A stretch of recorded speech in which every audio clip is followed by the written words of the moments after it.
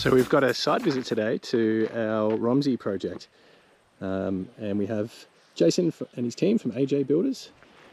The home has, it's progressed nicely. We can see the little HRV duct sticking out of the wall there.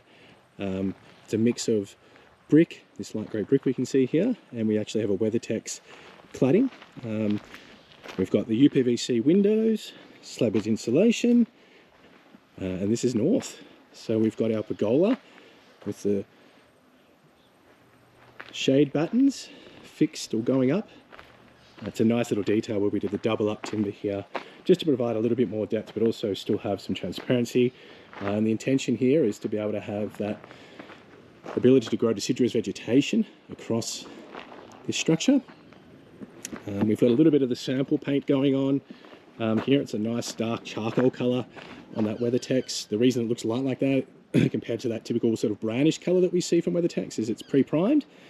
We've got our really cool facialist gutter detail going on here that is very crisp, where the cladding actually goes directly to the underside of the roof sheet.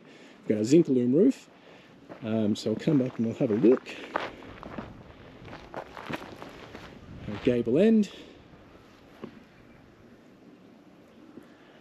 And what we have here with the brick is a sun pod. So we seem to do those in most of our designs now.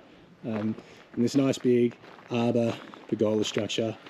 We've got our full height glazing into the open plan living. Again, UPVC windows. And they've been rebaited, so they're flush finish, zero threshold. So now I'll take you for a tour through the inside. Nice big cathedral ceiling right through the open plan living space here. One of the details that's a bit different is this is actually a prefab 90mm frame, and AJ Builders have put a 50mm batten that's been ripped down, pine batten, on the outside of that to get our 140mm deep walls. And they've found that to be a significant time saver for them, so that's great. Still get our R4 insulation in there, and then we also have the Pro Climate Extra Sana wrap on the outside. So we've got our ductwork running for the HRV in the ceiling on this occasion. That was just due to trying to minimise or value manage the project, and we wanted to have the HRV, but obviously the cost of then reducing and dropping the ceiling throughout the home. So that ductwork will be insulated in the ceiling, so that'll have insulation wrapped and continuous around it, and then we'll also have our conventional or our typical bulk insulation bats on top of that. We've got the very deep parallel cord truss here, so that's going to be able to provide or accommodate enough space for that, as well as provide our ventilation over the top, which we can see the wrap actually finishes just short around the top cord there, and with a flushing detail that still has ventilation occurring. But yeah, that's all the glazing full height to the north. We've got our kitchen up the end here. Here's our sun pod that I was talking about.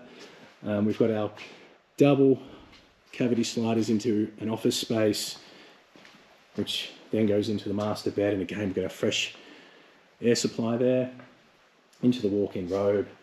And then we have the ensuite off the master.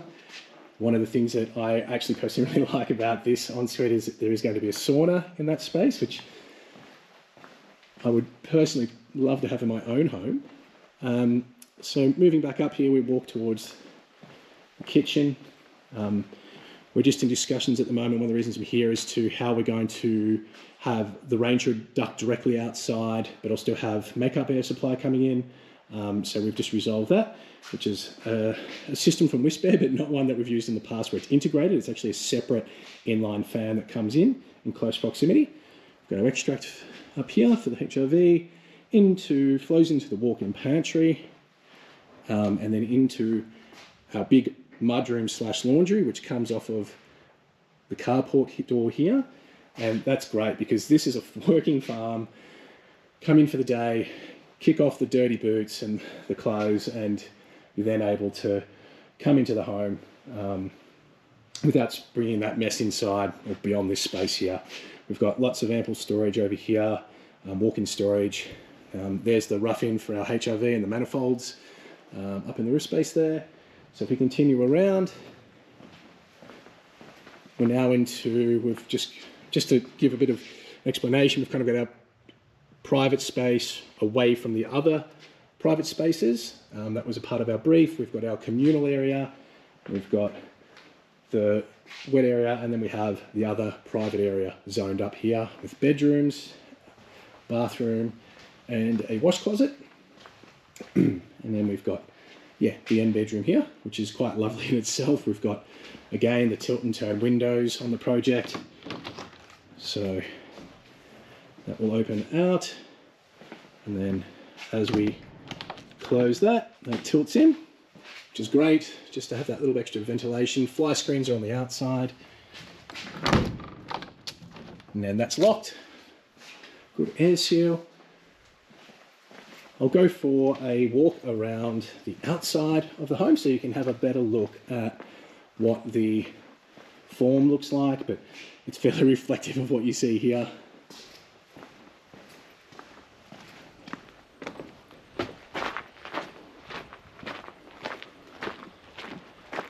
Here's a bit of a close-up of that detail. Obviously we've got to steer it because there is going to be a concrete paving slab out here. And again, we've got that fascialist gutter detail up on the lower little roof there. And then we actually have that 1200 deep horizontal shading here. We wanted to have that same aesthetic though, so what we've got a an eave lining. We've got those battens there as well, and that'll all be painted out, so that's really lovely. We've got a couple on the outside just to provide some rigidity to the structure, so that raking force. Got that nice little flashing detail on the bottom of the WeatherTex, which is great, and that's got the ventilated cavity behind it. And we've got the down the wall here to the carport. We've tried to minimise the glazing on the south side, so you'll see that the glazing sizes are a lot smaller. One thing to note with a lot of these types of cladding board, sheet cladding, is they do have to have a joiner strip once you go above a certain height. So being aware of that, we married ours into the line of the carport. So we have that express joint there.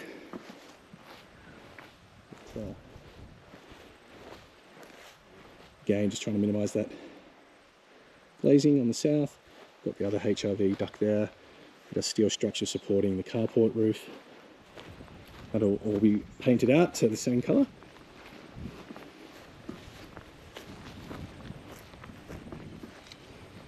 And we're on the east side of the home now. There's our carport, so you can pull in straight into your mudroom, and then you've got the entry, which we've tried to take our glazing up to full height now, so you walk into that space, it's just floor to ceiling glazing again. Beautiful eastern morning light. We can then go into the transfer into the living space.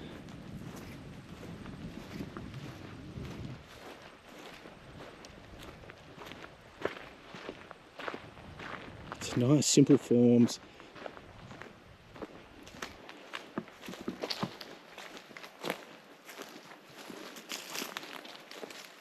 And then back to our open plan living on the north glazing.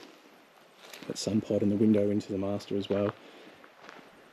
And it's worth pointing out, you can see the little vertical ventilated cavity buttons up the top there.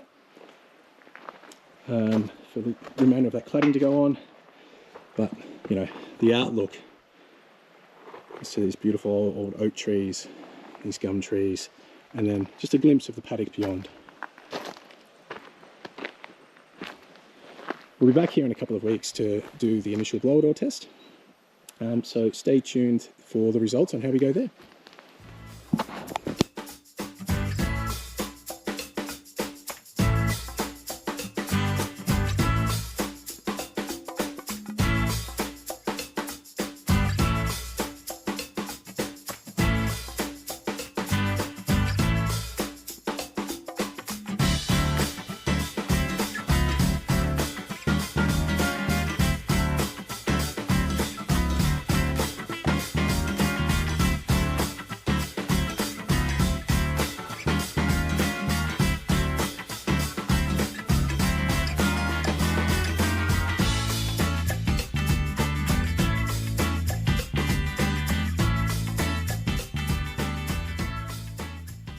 So this is our next site visit, and this is actually a really cool project because it's two. We've got our first one here, and our second one, the property next door, is just behind those trees. So both amazing high performance hybrid homes. This one here is split. We've got the carport slash kind of garage shed up the top here, and then we've got the house site beyond that, where those couple of pegs are just there. So one of the really cool things about this project is also the swimming holes down at the creek below, and you should be able to get a little bit of a look with that with the drone footage that we've taken here.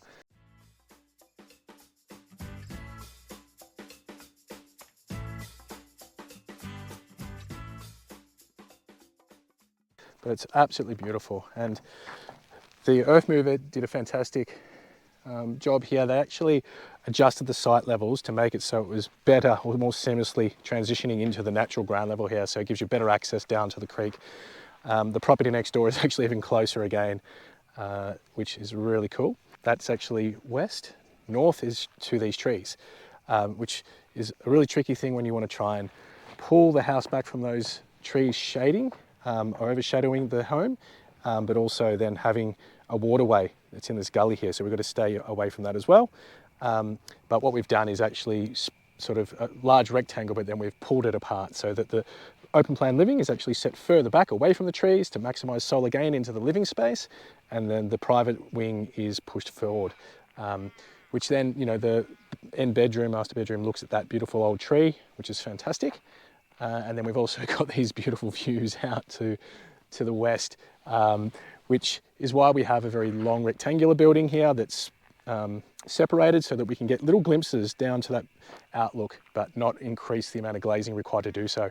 It's the same with the design over here, but it's more of an L shape, so that we have all of the open plan living facing north, and then the gable end of that design actually looks to the west. So just a glimpse of that beautiful view. And we look forward to showing you the progress of this as we progress further throughout the year. It's worth noting that the earth mover gave us a call whilst he was on site and said, hey, your levels for this particular project, I think we can adjust them a bit to be a bit more consistent with the natural ground level of the site, which is great, but also on the adjoining property. We allowed for the topsoil to come off, but he pointed out that when in review of the geotext reports, so the site classification where they test the soil and what variations to the soil exist in the depth of the site, that we were probably required to take further topsoil off to get that better founding material underneath. So it's always really good to get that feedback from trades, and in this particular the earth mover. It was really helpful for us to know for future reference. I mean, it is a pretty interesting site. We've got exposed granite boulders, the sand conditions here, that's granitic sand. So it's really helpful to have everyone working towards the best outcome, even if it's not what we initially thought. And it is one of the really unique things of the property next door is those granite boulders, because you'll get glimpses of those throughout the home at certain locations.